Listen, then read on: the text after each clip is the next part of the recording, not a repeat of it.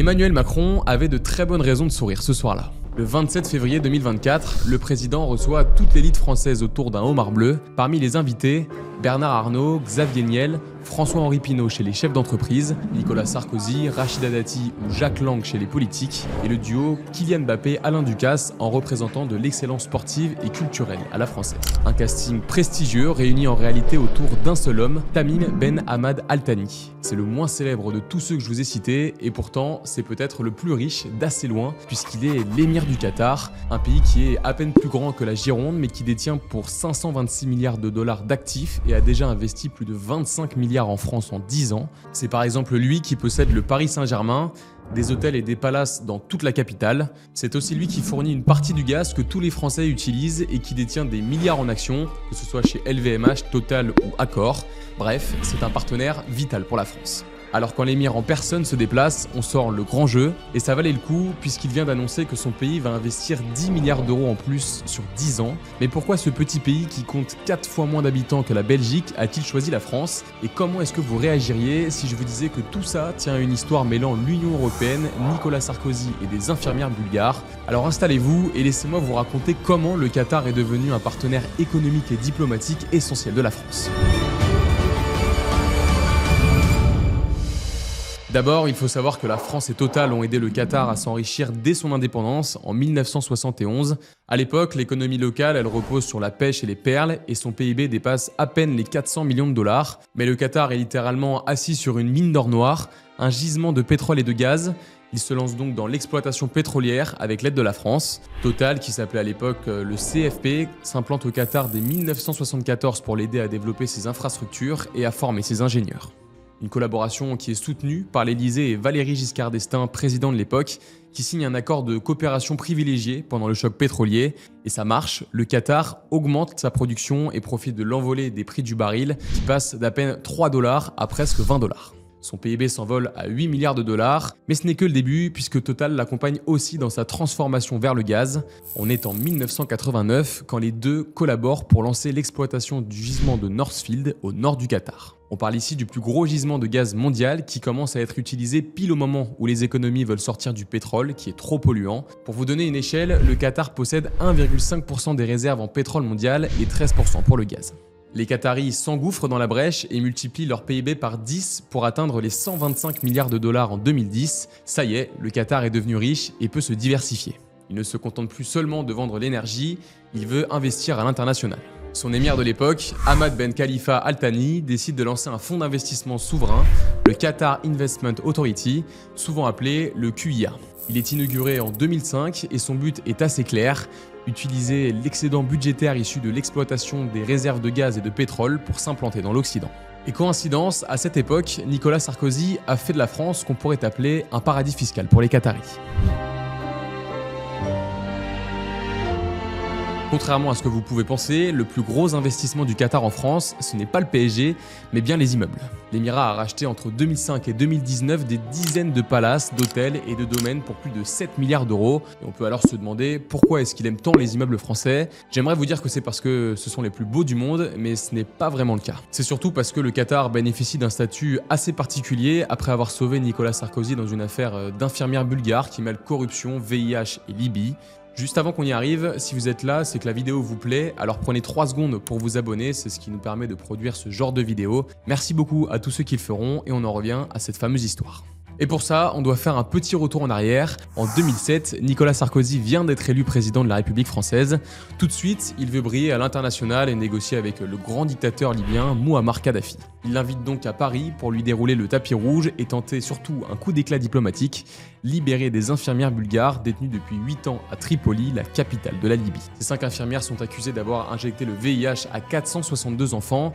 Mais certains analystes parlent d'une manipulation politique de la part du régime libyen qui aurait lui-même injecté le virus sur ses propres enfants pour récupérer des otages et réclamer une rançon. Concrètement, Kadhafi demande à ce que les familles des enfants soient dédommagées d'1 million d'euros chacune, ce qui équivaut donc à 462 millions d'euros. Sarkozy s'engage à ce que l'Union européenne rembourse, mais l'Union est ce qu'elle est et les discussions traînent. Ça met le président dans l'embarras parce qu'il a promis une libération assez rapide aux médias, mais il n'a pas encore joué toutes ses cartes. Le 23 juillet 2007, aux alentours de 22h30, il passe un coup de téléphone à l'émir du Qatar et lui demande un service. Et seulement quelques heures plus tard, en plein milieu de la nuit, les 462 millions sont transférés via des comptes suisses et le Qatar n'y est pas pour rien. Les infirmières sont libérées, Sarkozy fanfaronne, reçoit des décorations et remercie le Qatar avec un cadeau jamais vu jusqu'ici. L'émirat a beau être déjà ultra riche, il n'avance pas de l'argent gratuitement. En échange de son aide, il obtient un deal fiscal incroyable. Pas d'impôt sur les plus-values immobilières, pas d'impôt sur la fortune immobilière, ni sur les dividendes. Le rêve pour tout investisseur.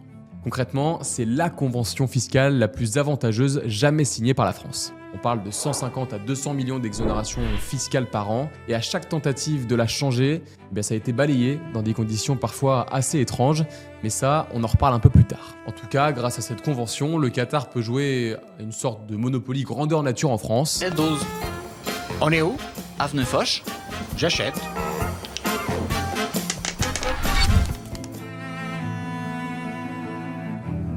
Et c'est comme ça que dès 2007, le QIA frappe fort en achetant le Royal Monceau, un hôtel 5 étoiles à 2 pas de l'Arc de Triomphe, pour 250 millions d'euros. Dans la foulée, le Qatar met la main sur un centre de convention pour 400 millions sur l'avenue Kléber, dans le même quartier.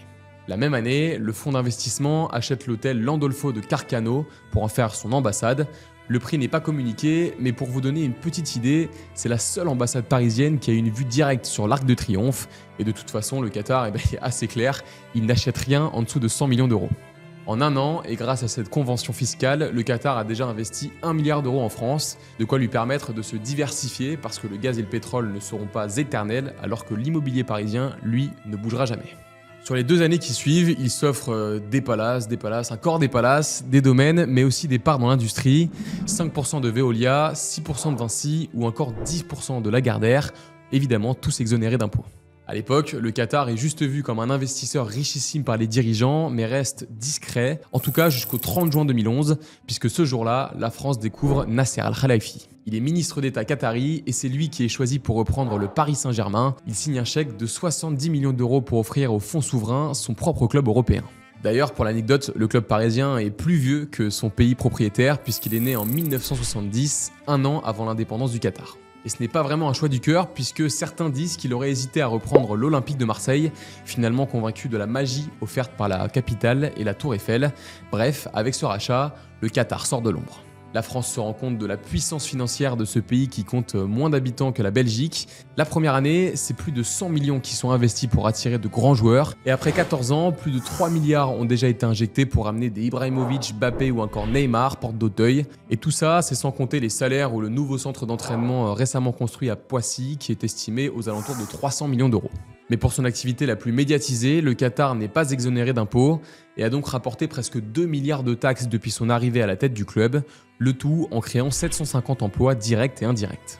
Alors quand le club gagne enfin sa première Ligue des Champions en mai dernier, Emmanuel Macron n'hésite pas à leur rendre un petit hommage, et pourtant c'est un supporter marseillais qui parle. Et je veux remercier avec vous le Qatar qui a toujours été un actionnaire exigeant, qui a réengagé, qui a réinvesti dans ce club, qui ne l'a jamais lâché.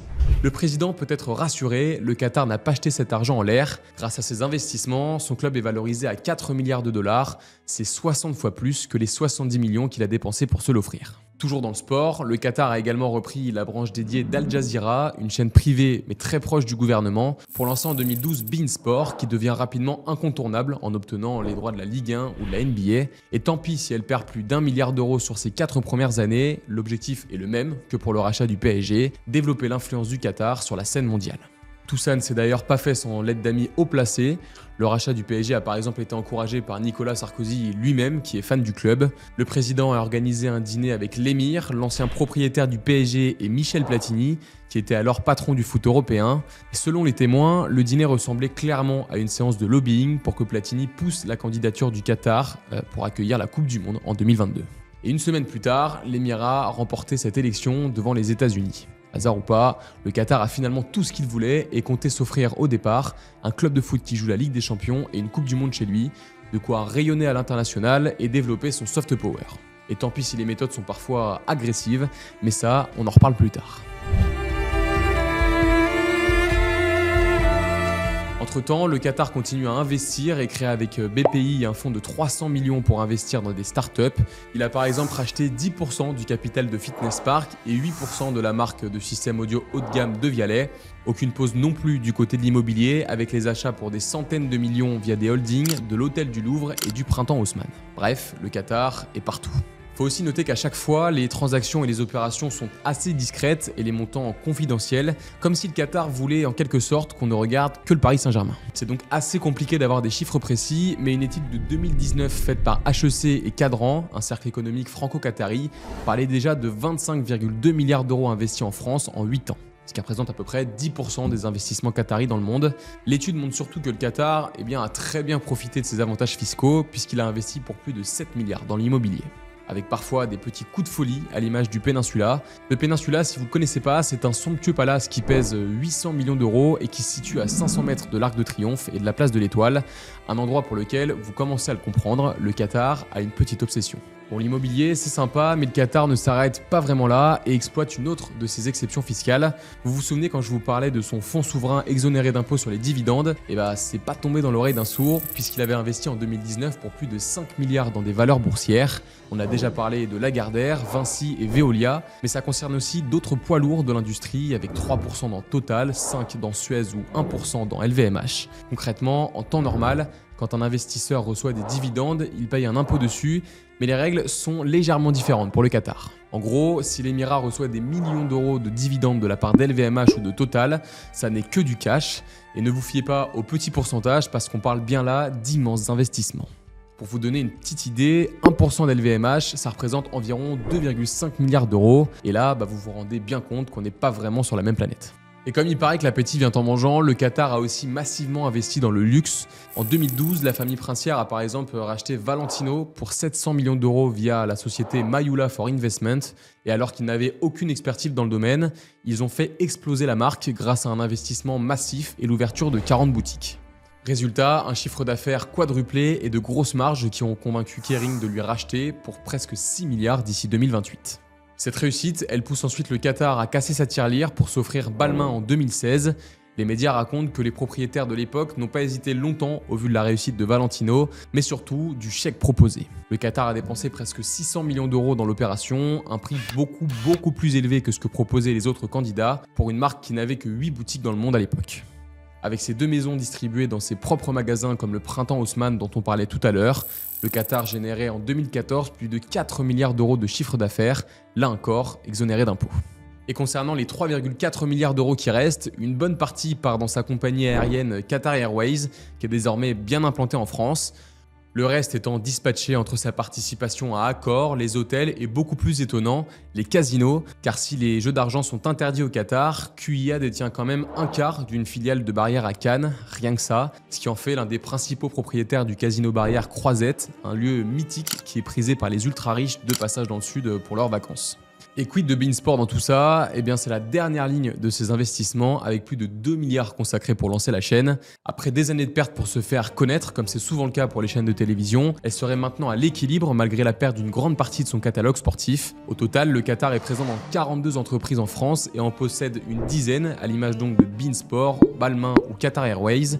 Ça représente quand même 72 000 emplois créés et 3 milliards de contributions au PIB français, un chiffre qui augmente de plus de 7% chaque année, et ce n'est pas près de ralentir avec 10 milliards d'investissements d'ici 2030. Ils seront répartis dans l'IA, les semi-conducteurs, l'industrie aéronautique, la santé et la culture. Et quand le Qatar entre au capital de toutes ces boîtes, si elles sont cotées en bourse, c'est pas bien compliqué, mais c'est si l'entreprise n'est pas cotée que c'est un peu plus technique. D'ailleurs, pour ceux qui ne le savaient pas, quand on investit dans des entreprises non cotées, on parle de private equity ou de capital investissement en français, et cette classe d'actifs fait partie des plus performantes. Si on regarde sur 15 ans, la performance du private equity français est de 13,3% en moyenne par an, net de frais. Elle surperforme donc les autres grandes classes d'actifs et notamment le CAC 40 et l'IMO. Le problème, c'est que le private equity a historiquement été réservé aux plus fortunés avec des tickets d'entrée à 100 000 euros. On vous rassure, c'est tout à fait dans les cordes du Qatar, mais ça l'est un peu moins pour la plupart des Français qui passent donc à côté de cette classe d'actifs. Mais heureusement, après plusieurs années de travail, une start-up française a réussi à briser cette barrière. Cette start-up, c'est Fundora, le partenaire de cette vidéo, qui permet désormais d'investir dans des fonds de private equity à partir de 100 euros seulement. Concrètement, Fundora vous permet d'accéder aux meilleurs fonds sélectionnés parmi le top 25% mondial. Ils ont notamment proposé des fonds exposés à SpaceX, Anthropic ou encore Vinted. Et en plus d'être la première plateforme à pouvoir proposer cette gamme de fonds à partir de 100 €, Fundora affiche un taux de rendement interne net de frais historiques supérieur à 20%. Donc on parle d'un multiple d'investissement de 2,5 à 4 fois le montant investi. Fundora fonctionne sous forme de drop, donc il vous suffit de créer un compte pour être alerté quand un nouveau fonds sera ajouté sur la plateforme. Il vous suffit de cliquer sur le lien en description pour créer votre compte en quelques minutes. Bref, revenons-en au Qatar. En fait, ce qu'il faut comprendre, c'est que la France n'a que très peu de marge de manœuvre vis-à-vis de l'Émirat. Il n'y a qu'à constater les ambitions d'Emmanuel Macron en 2017, à quelques semaines seulement d'être élu président. Je mettrai fin, moi, aux accords qui favorisent en France le Qatar. 8 ans plus tard, les avantages fiscaux sont toujours en place et le projet de suppression a été abandonné pour ne surtout pas froisser l'émir. Il faut dire que le chef de l'État a quand même beaucoup d'intérêt à défendre. Il doit par exemple protéger les entreprises françaises qui sont près de 200 à s'être exportées là-bas. On y retrouve aussi bien Carrefour que Monoprix, Sodexo, Renault et la Société Générale pour 3,5 milliards d'euros d'exportation par an. Mais le grand gagnant, c'est la défense, puisque le Qatar a acheté depuis 2019 pour 11 milliards d'équipements militaires, principalement en avions et en drones. Ça fait que ce tout petit pays qui n'a jamais été en guerre représente plus de 10% des exportations françaises dans le secteur militaire, c'est quand même assez notable. Il y a aussi toutes les opportunités qu'offre le Qatar à ses partenaires français. Vinci, où il a encore 2,4% des parts, a par exemple été missionné pour construire le métro de Doha, la capitale pour la Coupe du Monde 2022. Accor de son côté, dont le Qatar détient 6%, est devenu le promoteur de toute la ville de Lusail, créée spécialement pour le mondial. Ouais, c'est assez dingue. Et hasard de fou, le Qatar a nommé comme PDG Sébastien Bazin, qui occupait le même poste au PSG avant QSI, la filiale sport de QIA. L'homme d'affaires, qui c'est pas vraiment la peine de le préciser, était présent au fameux dîner qui a contribué à l'obtention par le Qatar de l'organisation de cette compétition. Avec tous ces intérêts, vous aurez compris que c'est assez délicat de froisser l'Émirat, surtout qu'avec la situation politique actuelle, le conflit israélo-palestinien et l'implication de l'Iran, le Qatar est devenu un interlocuteur très utile sur la scène internationale. Il est l'un des seuls pays à faire affaire avec l'Occident tout en assumant ses liens avec le Hamas.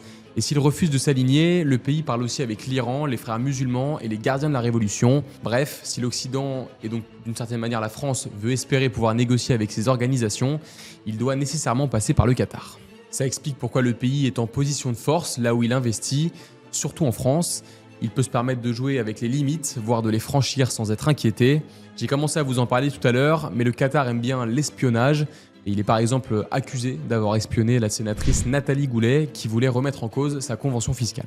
Comme pour l'attribution de la Coupe du Monde, il y a de gros soupçons, voire des preuves de corruption sur le monde politique et médiatique qatari. Ça va de politiques français invités à des week-ends business passés dans des villas ou sur des quads dans le désert, au Qatargate.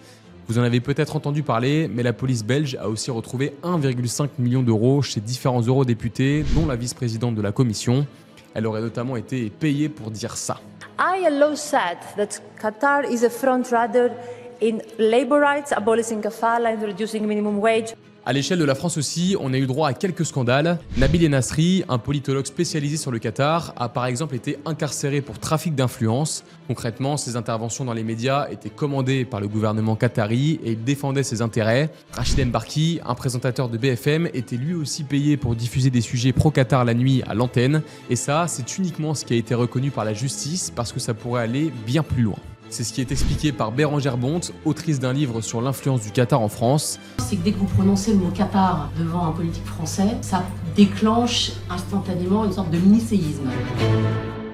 Bref, le Qatar peut se permettre d'être à la limite sur de nombreux sujets avec une emprise très importante sur l'Hexagone. C'est un investisseur majeur qui crée de la croissance, des emplois et qui permet aux entreprises françaises de s'exporter. Et son pouvoir en France ne risque pas de faiblir, vous l'avez compris, avec ce nouvel investissement de 10 milliards en plus d'un nouveau partenariat avec Total. Jusqu'en 2050, la France sera le principal partenaire d'un gisement de gaz que l'Émirat commence tout juste à exploiter, ce qui peut s'apparenter à une bonne nouvelle dans sa perspective de s'éloigner le plus possible du gaz russe, mais ce qui est aussi un levier supplémentaire pour le Qatar qui se sent très bien dans ce paradis fiscal déguisé où il n'a jamais été aussi populaire que depuis le 31 mai dernier. Merci à tous d'avoir regardé cette vidéo, j'espère qu'elle vous a plu et si c'est le cas, prenez 3 secondes pour vous abonner et nous partager en commentaire, ça nous aide vraiment et nous on se dit à une prochaine.